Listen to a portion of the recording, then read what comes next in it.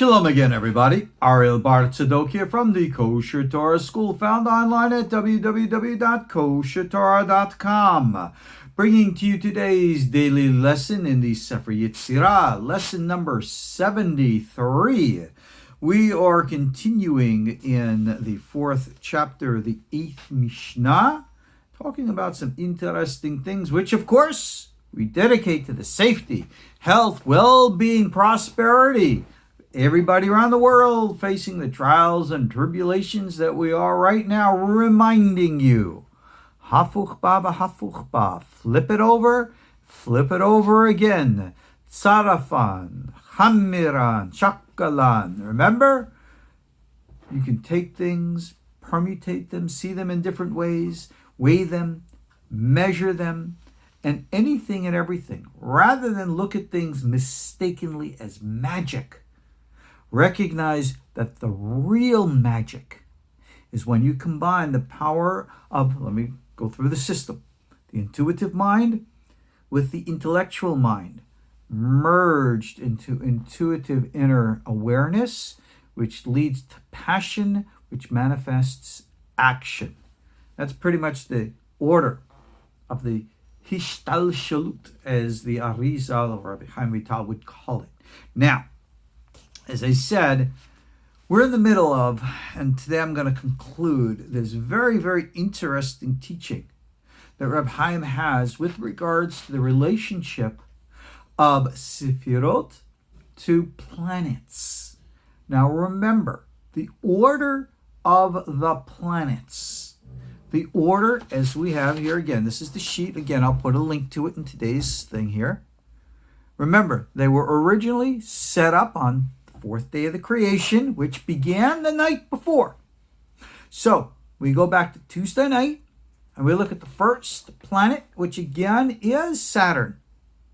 Saturn is considered, remember the rings, remember from that old geocentric order, the Earth is at the center, and you had the rings going around it. Now, there were always 10 rings, 7 of which were the planets. Above that was other rings. There was the ring, the sphere. They called it a galgal. You had the galgal of the mazalot. You had the galgal of consciousness. Right? You had the galgal of all these big stuff going on there. So again, the normal order of the planets are Saturn, Jupiter, Mars, Sun, Venus, Mercury, Moon. In the days of the week, Sunday is Sun, obviously. Moon Day, Moon, Monday. Tuesday, Mars. Wednesday, Mercury. Thursday, Jupiter. Friday, Venus. Saturday, Saturn. But this is not the order of those planets to the sefirot. According to what we are learning now, the order of the sefirot for Sunday, for example, is not sun. It's actually the moon. Monday, it's not moon, it's actually Mars. Tuesday is not Mars, it's the sun. Wednesday, not Mercury, Venus. Thursday, not Jupiter, Mercury. Friday, not Venus, Saturn. And Saturday, Shabbat, not Saturn, but Jupiter. Completely the reverse. Everything's all messed up. And we described here what this is all about and why. Now, let me help you again explain, as Rabbi Chaim brings down here. When we are dealing with energy, right? I don't like to use a nebulous word like light, because we don't really think of what light is. Okay? Energy. It's a much more neutral term. When we're dealing with the different dimensions, and when you want to think of a different dimension, all right, we are living in and experiencing, interacting with 4, 5, and 6 dimensions, of which actual entities of those other dimensions are interacting with us here on a regular basis. So whenever we refer to entities, whether they be shedim jinn or malachim angels, remember there are different species. Whenever we're talking about those from the inner earth and the inner actions or astral projections, We are actually traveling through different domains and dimensions. Remember how we described different dimensions here? For example, sheet of paper, right? It's flat, as you can see. Now, I could hold it up like this and you can see it well. If I make it like that, if this was perfectly flat, I could almost make it disappear. Now, if somebody was on this sheet of paper, they can go from here to here, right? And if there was like, let's just take our sheet of paper we're using here. So this is a flat sheet of paper. Again, I can't really make it flat on the camera here, but you get the message. And if you were on this white and you wanted to go around, you'd have to go around the letters because you would be able to see the black of the letters. But you're not on top of the page to be able to like read down into it. Well, the fourth dimension, fifth and sixth dimensions work kind of like that with our third dimension. So anytime something is coming into our dimension and then appearing to go out again, kind of like what these UFOs and stuff do, those are clear signs of fourth dimensional travel, as opposed to intergalactic travel in our third dimension. So if you want to go anywhere in our universe, the other side of the Hubble telescope, 13 billion light years away, well, to go inside the universe, that's going to take a long time. But if you go outside the universe, a lot shorter time. So again, if I'm on the flat paper, I try to go this way really across, takes a long time. Whereas if I could take the piece of paper and fold it like this, then this place here and that place there are right next to each other. That's what it's like traveling in the fourth dimension.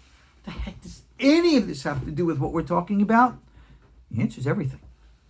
Because in this dimension, 3 dimensions, the energies of which we are presently subject, which are affecting our Earth. Our Earth is not only a physical location in this universe. For us, it is our present consciousness, presence, or place in our universe. What I mean by that is this. Right now, when we think of our world. This is all that we know. What happens? So, for example, if we die, everybody's eventually going to die because that's the nature of the body in which we inhabit. Where does the soul go? Well, if you're of certain religious persuasion, you're going to say you're going to go to heaven or you're going to go to hell. Most of us, however, are of the understanding there is what we call the galgalim or gilgulim, the recycling of souls, which we call reincarnation. And your soul, whether it's going to heaven or hell or coming back down to earth, curiously, everything is a reflection of our reality. What does heaven look like? Something here on earth. What does hell look like? Something still not as nice, but from here on earth. These are mental constructs. They are limitations of the mind, limitations of the soul. We talked about this in the Secrets of Life After Death classes. Go onto my YouTube channel, put in the little search bar, Life After Death. I'm sure it should show up. And this is that light which we call descending light. The light or energy which constricts the power of our minds to properly perceive the reality around us. So, how do we fix that limitation, that rigidity? Oh my goodness, we've been talking about it throughout this entire series.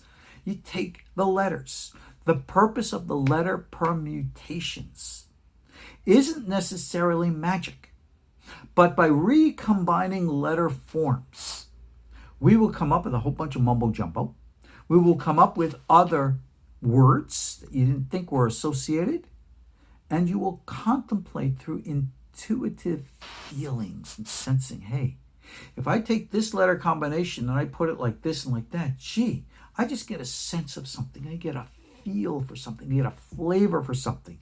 And this is applicable in every language. So it doesn't matter what your language is. You can do tzirufim, permutations of sounds and combinations of sounds in every language. If and when you ever, for real, encounter an extraterrestrial of the angelic kind, In other words, you talk to angels. They speak angelic. Yeah, they do. And they do have some verbal form of communication, which you will have never heard before. How on earth do you ever expect to be able to speak it or hear it or understand it? That will be a psychic connection, because in your mind that is properly trained in the Sefer Yetzirah technology here, your mind will naturally take the sounds that you hear and, through the power of intuition, realign, rearrange them into a psychic or telepathic, visual mental form that your mind perceives and understands. This is a process. It's a maturation process. So, for example, throughout the Bible, the prophets would receive imagery from the malachim, and the malachim would say, "You get it? Do you get it?" And the guy, "I have no idea what the heck you're talking about." And then eventually they'd have to show over and over until things sunk in. This is the process. So descending light is how the energy of the greater realities congeal and flip and form and twist and turn their way into this world here and now, wherein which these specific planets correspond to these specific days, and therefore channel to us specific energies in a pattern. Remember, we said that you had to take all the letters and you put all the letters with all the other letters. So as we will begin with the letter Bet of our Beged Kaparet, all the alphabet is seen through the letter Bet. And then with Gimel, etc., and so on. It shifts perceptions. So when the sun is in dominance on Sunday, it shifts and filters that energy. But wait a second.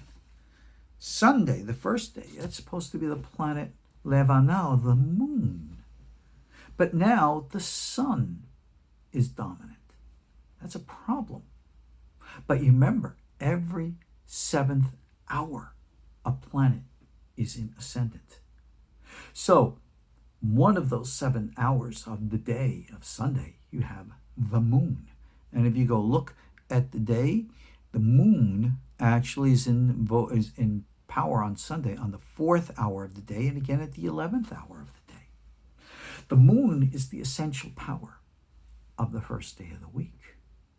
And if you are going to do any kind of actual energy work, then rather than use the descending energy, we have to use the ascending energy, wherein which we focus upon the essential Sefirotic energy from the Belima as it is here, and we're shifting it, sifting it to go back up.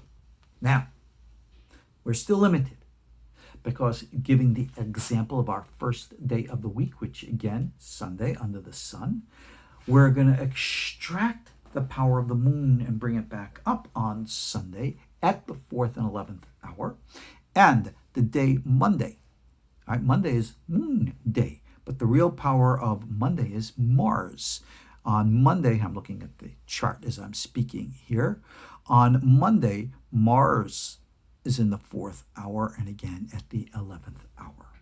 So these then are the powers of the individual forces of the sefirot concealed within the specific planets. And if we want to perform a function here below, then it is vital that we tap into its Sefirotic source and not just its astrological form.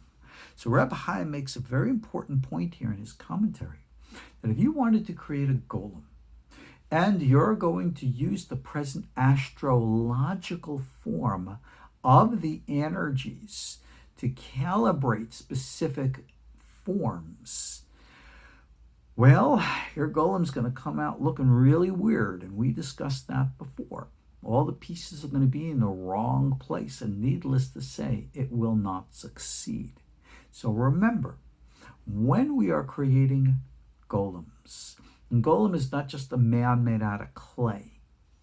It is a construct of the mind of anything. The word golem means an empty shell.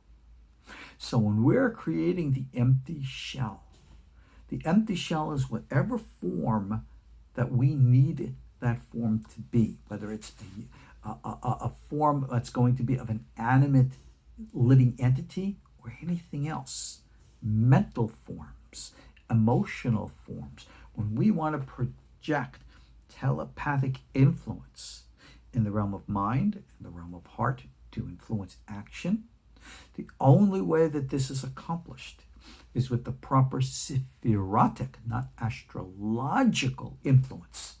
So if I want to project some type of influence, so for example, sun or the moon, right? Reb Chaim gives the example here that if somebody was going to try to use the specific power of, say, the sun or Jupiter in its proper time, and the people knew how and what to do this, they would be unlimited in what they're able to accomplish. Unlimited in what they're able to accomplish. Does that sound familiar, like from the Bible? Because after the flood, the generation of the Tower of Babel had this knowledge. They very well knew the ancient knowledge and wisdom. I'll digress for a little bit. You can check this out in my book, Aliens, Angels, and Demons. But when the flood happened, how did the flood happen?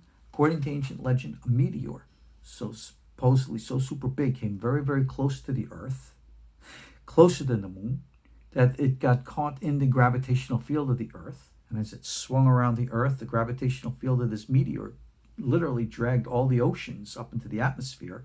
And as the meteor passed away and its gravitational field dissipated, the oceans whoosh came and swished everything down.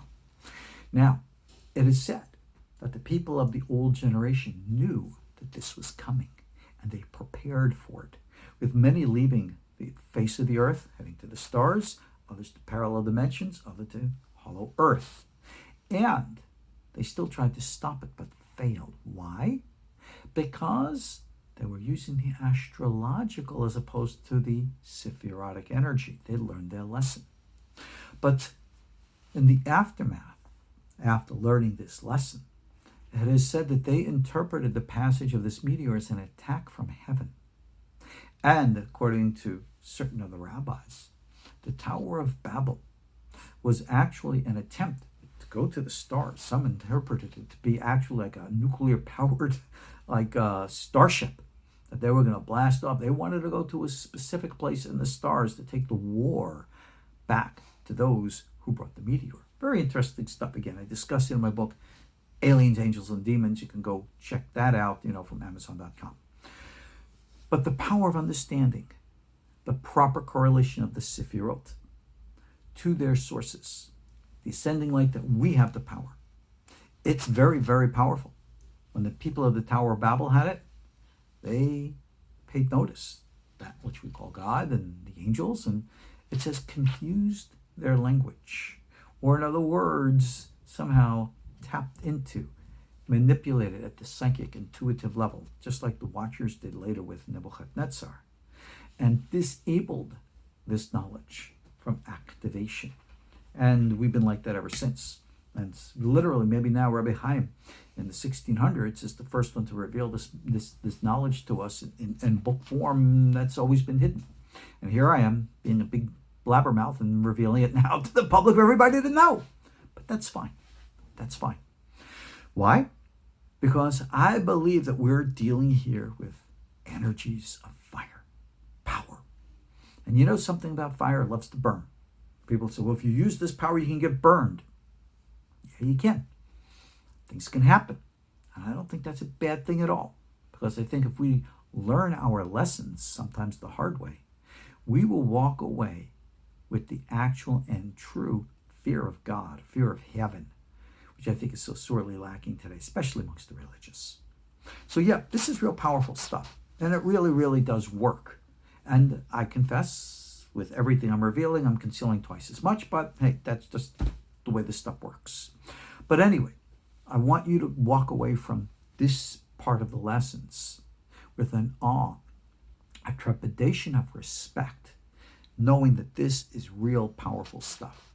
And if you did activate the proper planet, as the Sefer Yetzirah correlates, to its proper day, which is the specific hour in the day, to do whatever rituals need to be done, even though it would be limited by the power of the dominance of the astrological force in this world, we could still unleash and align very strong powers. Contemplate that. Ariel Bar Tzadok here, Kosher Torah School, KosherTorah.com. Check out what we have for you in the links below for all the courses and stuff. I'll talk to you all soon.